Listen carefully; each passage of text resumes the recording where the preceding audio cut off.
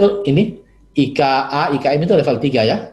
Kalau bicara WI berarti ada dua, IKM sama IKA. Setelah selesai, yang masuk level 4. Jadi ada formulir klausul 4, ada formulir klausul 5, ada formulir klausul 6, ada formulir klausul 7, dan terakhir ada formulir klausul 8.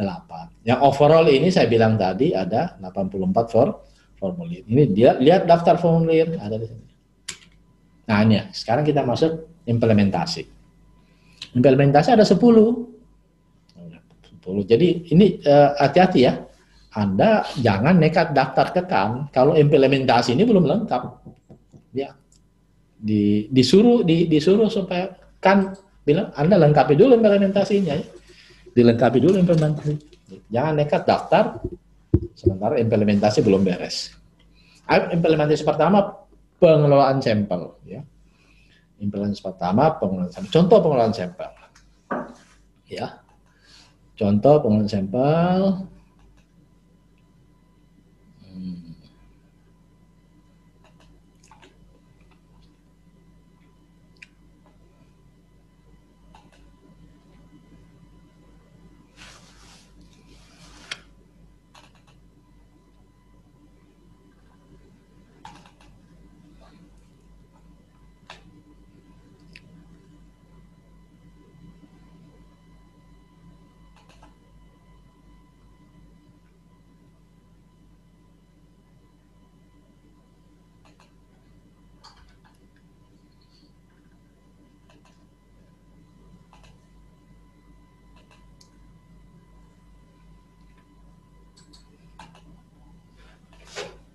Ya, ini contoh alur pengelolaan sampel. Di pelanggan menyerahkan sampel. Nomor 2, masuk ke bagian pelayanan, menerima sampel, mengisi buku induk, mengisi formulir permintaan pengujian sampel, menghilangkan identitas pelanggan, dan memberi kode pada sampel. Setelah selesai ini, masuk ke bagian pengujian, yaitu penanggung jawab pengujian, biasanya MT, mengisi formulir STP, namanya surat tugas pengujian. Setelah itu masuk ke laboratorium. Di sini domainnya analis. Analis mempunyai 5 kegiatan. Melakukan pengujian, melaksanakan quality control, mengisi rekaman teknis, mengisi workbook, dan mengisi laporan hasil uji sementara.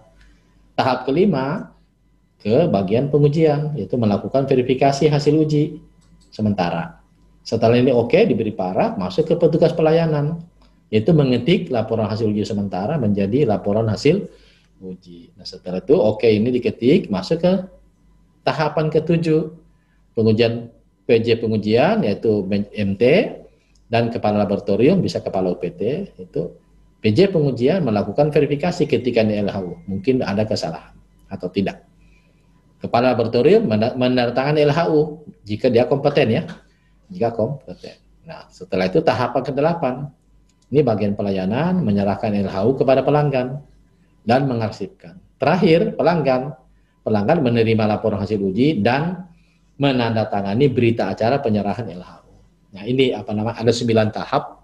9 tahap yang di sini tadi ya. Bapak Ibu sekalian.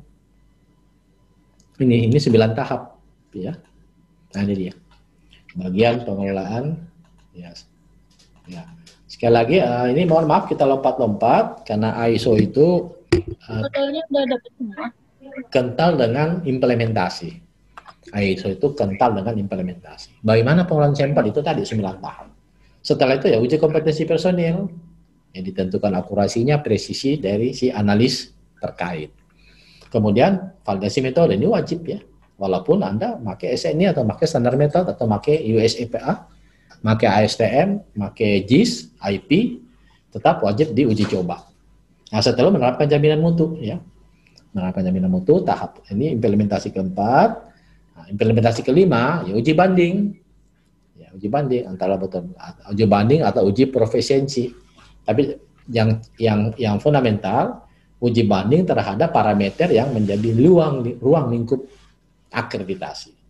Nah, setelah itu ya Anda mengkalibrasi alat kepada laboratorium kalibrasi yang sudah terakreditasi. Nah, setelah itu kemudian Anda melakukan uji kinerja alat, intermediate check namanya, intermediate check ya. Uji kinerja alat. Yang ke-8 umpan balik atau survei kepuasan pelanggan. Semuanya ini ada laporan ya. Ini ada pembuktian, ini juga ada pembuktian. Nah, terus 9-10 audit internal dan kajian manajemen atau manajemen review. Tidak ada 10. Nah, setelah 10 ini sudah ada laporannya sebagai bukti traceability secara visual, ya Anda ini apa penampilan lain ya, penampilan lain. Nah, setelah itu Anda siap mendaftar. Siap mendaftar ya, ini siap mendaftar. Ini dia. Siapkan dokumen pendaftaran. Ini ada 18 atau 20, saya lupa ingat ya. 20 dokumen pendaftaran secara online, ini, makanya nomor 9 saya kasih dan lain-lain. Siap daftar ke KAN. Karena di sini sudah selesai ya. Ini sudah selesai. Implementasi sudah selesai, laporannya ada, Anda masuk ke siap mendaftar. Ya. Siap mendaftar, siapkan pendaftaran secara online, ada 18 atau 20 dokumen yang harus kita upload ke sistem ini, aplikasinya KAN, namanya KANMIS. Nah, setelah itu ya, Anda siapkan uang 5 juta. 5 juta biaya pendaftaran. Biaya asesmen ada lagi. Kemudian biaya tim asesor kalau datang ke tempat Anda. Selesai. Nah, asesor datang ke tempat Anda. Traveling tim asesor datang ke Mataram ya. Sebelum ke Mataram mampir ke Segigi dulu. Segigi ke Segigi 13 hari. Bosan di Segigi baru ke lab Anda. Lab Anda sudah aman itu ya. Diservis ke Segigi 13 hari. Mantap. Ya. Mudah-mudahan tidak kena corona ya. Nauzubillah min dzalik. Nah, begitu ya tahapannya, Bapak Ibu sekalian. Nah, ini asesmen antara lain ini yang ditanyakan oleh asesor.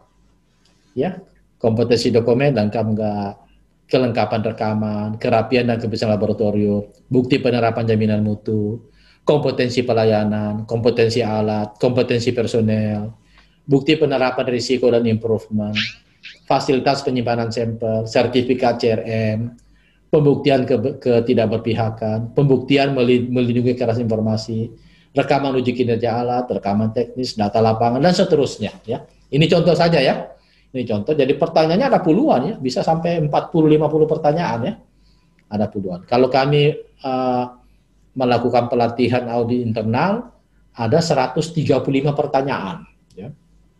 135 pertanyaan.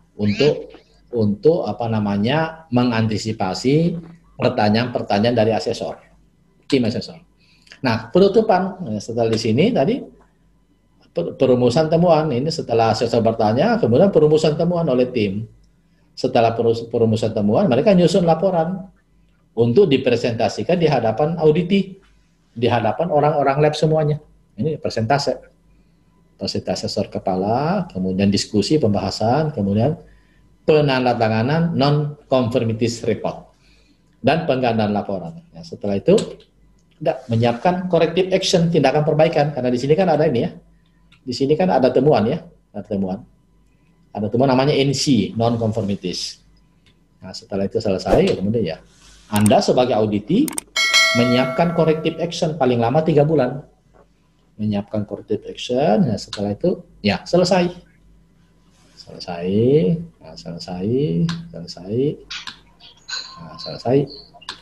Nah, Anda menikmati kesuksesan.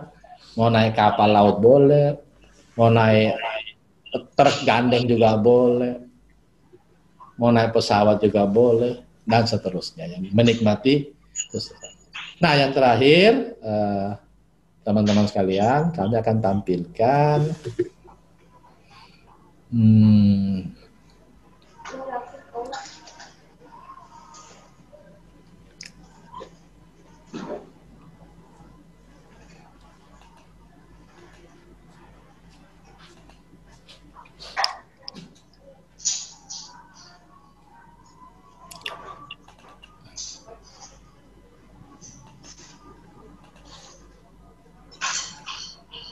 ya. Nah, ini sambil jalan nanti yang materi kedua kami kirim ya. Sambil jalan. Nah, ini Bapak Ibu sekalian ya, teman-teman sekalian. Tujuan daripada materi yang ketiga ini yaitu Anda bisa mempunyai pemahaman yang lengkap tentang kompetensi untuk setiap klausul ya. Punya pemahaman